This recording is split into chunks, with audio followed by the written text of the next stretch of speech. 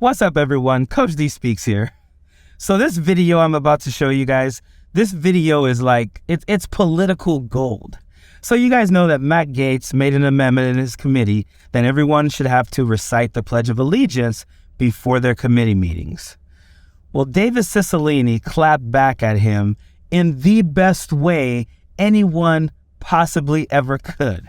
I mean, and just when you watch this video, the look on Matt Gaetz's face and the way he tries to clap back and the way that Cicilline calls him out and backs him into the corner, it's just great. Check out this video.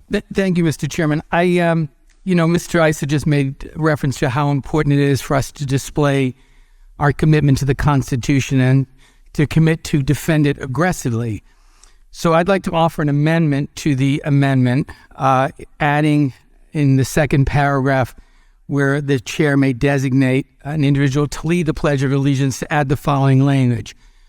Provided, however, the pledge shall not be led by an individual who supported an insurrection against the government of the United States in any way.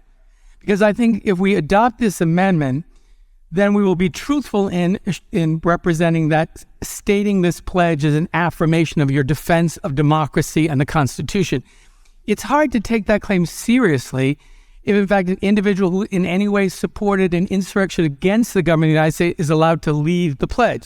So I would ask Mr. Gaetz to accept this friendly amendment, and I look forward to support it. Would the gentleman yield? I first ask Mr. Gaetz if he'll support the amendment to make sure that someone who led an insurrection against the United States doesn't make a mockery of the Pledge of Allegiance and stand before this committee with their hand over their heart, claiming to support the Constitution. Mr. Cicilline, my concern would be if your definition of an insurrection is objecting to electors, then there would be many Democrats on the committee that wouldn't be eligible to lead the pledge, since so many That's not my definition of it. The last Republican president to get sworn in absent Democrat objectors was George Herbert Walker Bush. Claiming my time, Mr. Gaetz, I will allow the chairman to determine whether or not someone has participated in insurrection in the United States. I think this language is important. Would the gentleman further yield? I'm asking Mr. Gaetz, will you now accept the amendment? Well, I'm concerned that you may be disqualifying too many of your own members, Mr. Cicilline. I'm not concerned about that at all. Then agree to the amendment.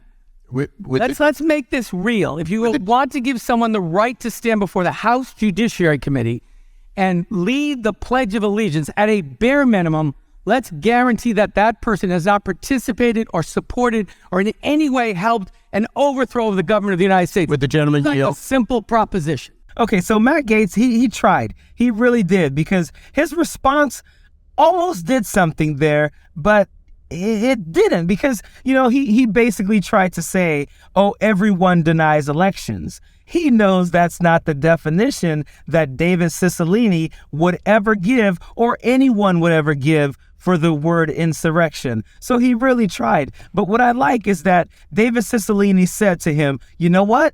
Yeah, you're concerned that I might be disqualifying some of our members, some of the Democrats. I'm not concerned about that. So since I'm not concerned about that, you go ahead and you back my amendment. You ready to back my amendment? And then that look on Matt Gaetz's face, the look was like, it was just like, damn, I look stupid right now.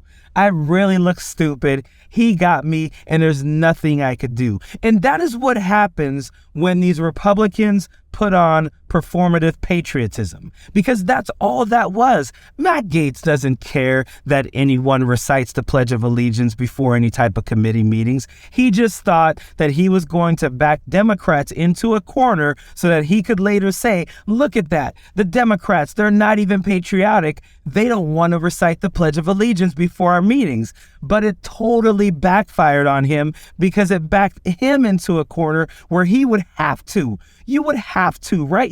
If someone says, hey, I want to do what you said. Let's recite the Pledge of Allegiance. But you know what we should do? We should put an amendment in there that says that we're not going to allow anyone to lead this pledge who either played any role in or supported the insurrection on January 6th. Because, of course, if you are going to uphold the Constitution and put your hand on your heart and say the Pledge of Allegiance, you definitely wouldn't want someone who led or supported an insurrection leading that pledge. So that put Matt Gaetz in the corner, and Matt Gaetz just looked so defeated because he was. And again, that is what happens when Republicans want to put on political theater instead of actually getting things done. Period.